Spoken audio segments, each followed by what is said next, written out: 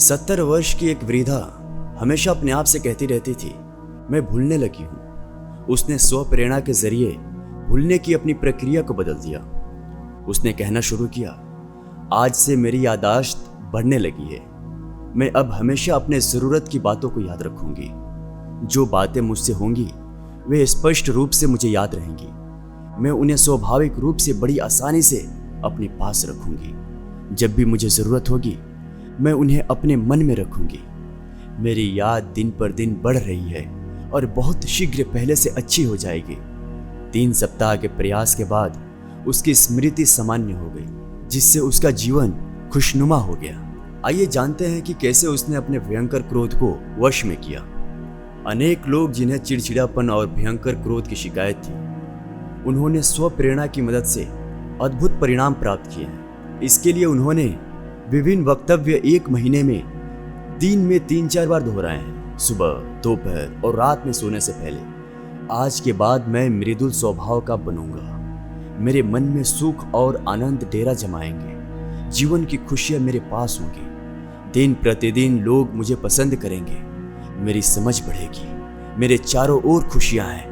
मैं प्रेम और माधुर्य का केंद्र बन गया हूँ। खुशियां हरदम साथ रहती है। मेरा स्वभाव बदल गया है। मैं बहुत खुश हूँ। मैं सबका आभारी हूँ। बचपन से हम में से अधिकांश लोगों को अनेक नकारात्मक सुझाव दिए जाते रहे हैं। इससे बचने के उपाय से अनजान होने के कारण स्वाभाविक रूप से हम इन्हें ग्रहण करते आए हैं। कुछ नकारात्मक सुझाव इस प्रकार हैं। आप नहीं कह सकते, आप कभी किसी लायक नहीं होंगे, आपको चांस नहीं मिलेगा, आप पूरी तरह गलत हो, कोई फायदा नहीं है, आप कौन हो कोई मायने नहीं रखता, बल्कि आप किसे जानते हो मायने रखता है। दुनिया का पतन हो रहा है, क्या फायदा, किसी को कोई मतलब नहीं, इतनी मेहनत करना बेकार है। आप अब बूढ़े हो गए हो, हालत और बिगड़ती जा रही है। जीवन एक कारावास है, प्यार कौन करता है, आप जीत ही नहीं पाओगे, जल्दी आपका पैसा उड़ जाएगा, सावधान रहो, बीमारी आप पर हमला करेगी, आप किसी पर भी विश्वास नहीं कर सकते। इस तरह की बहुत सारी बातें आपने सुनी होगी। एक वयस्क होने के बाद जब तक आप रचनात्मक स्व प्रेरणा का प्रयोग नहीं करोगे, जो आपके दिमाग को बदल सकती है, तब तक आप पर पूर्व में पड़े प्रभाव आपके व्यवहार के तरीकों को बदलकर आपके निजी और सामाजिक जीवन में गड़बड़ी पैदा करके आपकी अच्छी आदतों के विकास में कठिनाई पैदा करते रहेंगे। अखबार उठाकर देखिए, आपको दर्जनों समाचार मिल जाएंगे जो आपके दिमाग में खालीपन, भय, चिंता, परेशानी और आने वाले खतरे की आशंकाओं के बीज बो सकते हैं। अगर आप इसे स्वीकार करते हैं तो भय की चिंता आपके जीवन में रहने की अभिलाषा समाप्त कर देगी, ये जानते हुए कि आप अवचेतन मन को रचनात्मक सुझाव दे सकते हैं। आप इन सभी नकारात्मक सुझावों का निराकरण कर सकते हैं। लोग जो नकारात्मक सोच देते हैं उन्हें आप नियमित रूप से चेक करते रहें। आपको बाहर से किसी विध्वंसकारी सुझाव से प्रभावित होने की जरूरत नहीं है। हम सभी ने इन्हें बचपन में और किशोरावस्था में झेला है। अगर आप याद कर सकते हैं तो याद करें, कैसे आपके माता पिता ने, रिश्तेदारों, अध्यापकों और सहयोगियों तक ने नकारात्मक अभिलाषा चलाने में सहयोग दिया है। अब उन सब के बारे में अगर आप सोच कर देखोगे तो आपको पता चलेगा कि वो सब एक प्रोपोगंडा था, जिसका उद्देश्य आप पर नियंत्रण रखना था या आप में भय पैदा करना था। ये बाहरी स्व प्रेरणा का चक्र हर घर, दफ्तर, कारखाने और क्लब में चलता है, जिसके पीछे स्वार्थ है। सुझाव देने वाले चाहते हैं कि आप वैसा सोचें, उस प्रकार काम करें जिनमें उनको लाभ हो। अब मैं आपको बताऊंगा कैसे एक सुझाव ने एक व्यक्ति की जान ले ली। मेरा एक मित्र तांत्रिक से मिला।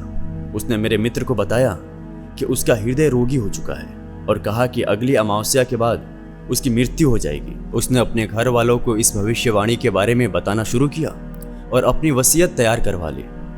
इस शक्तिशाली सुझाव ने उसके अवचेतन मन में प्रवेश कर लिया था। मेरे मित्र ने मुझे ये भी बताया कि वो तांत्रिक तंत्र की विभिन्न ताकतों में सिद्धस्त माना जाता है और वो एक व्यक्ति को हानि या लाभ दोनों पहुंचाने की क्षमता रखता है। तांत्रिक की भविष्यवाणी के अनुरूप मेरा मित्र मर गया, ये जाने बगैर कि अपनी मौत का जिम्मेदार वो खुद था। मैं समझता हूँ हम में से अनेक ने इसी प्रकार मूर्खतापूर्ण, हास्यास्पद एवं अंधविश्वास की कहानियां सुनी होंगी। हमारा अवचेतन मन कैसे काम करता है इसकी जो जानकारी हमें है उसके आधार पर हम देखेंगे कि मेरे मित्र के साथ क्या हुआ। आदमी चेतन मन अर्थात तर्क प्रधान मन जो कुछ भी विश्वास करता है और चेतन मन उसे स्वीकार कर सकारात्मक काम करता है। मेरा मित्र जब उस तांत्रिक से मिलने गया तो खुश था, स्वस्थ और मजबूत था। तांत्रिक ने बहुत सकारात्मक सुझाव दिया जिसने उसे स्वीकार कर लिया। वो भय से आतंकित हो गया और बार बार यही सोचता रहा कि अमावस्या के बाद वो मर जाएगा। उसने सबको बताना शुरू कर दिया और अपने अंत का इंतजाम भी कर लिया। ये प्रक्रिया उसके दिमाग की ही उपज थी, उसकी अपनी धारणा थी। वो अपने आप मृत्यु को ले आया या स्वयं अपने शरीर का अंत कर दिया और इसका जिम्मेदार खुद उसका डर था। वो अपनी आशा के अनुकूल मृत्यु का इंतजार कर रहा था। वो तांत्रिक जिसने मृत्यु की भविष्यवाणी की थी वो ढोंगी था। उसके पास कुछ लाल पीले पत्थरों को जोड़कर तांत्रिक शक्ति का नाम की कोई चीज नहीं थी। उसके सुझावों में रचना करने का, संहार करने की कोई शक्ति नहीं थी। यदि मेरा मित्र अपने मन के नियम जानता होता तो वह पूर्ण रूप से तांत्रिक के नकारात्मक सुझाव को रद्द कर देता। उसके सुझावों पर कोई ध्यान नहीं देता क्योंकि वो जान गया होता कि वो अपने विचारों और भावनाओं के अधीन है। उसको सुरक्षा प्रदान करने के लिए उसके विचार इस बात के कवच के मानिंद है जिस पर भविष्यवाणियां टकराकर टूट जाया करती हैं। यदि उसे अपने मन से बात करने का तरीका पता होता तो वो नकारात्मक सुझावों को रद्द करके आज तक जीवित और सुरक्षित रहता। बाहर के सुझावों में अपनी कोई शक्ति नहीं होती। उन्हें शक्ति आपके विचारों से मिलती है। आपको अपनी मानसिक स्वीकृति देनी पड़ती है, तब जाकर वे आपके बनते हैं और आप वैसा ही सोचने लगते हैं। याद रखें, आपके पास चुनने की क्षमता है।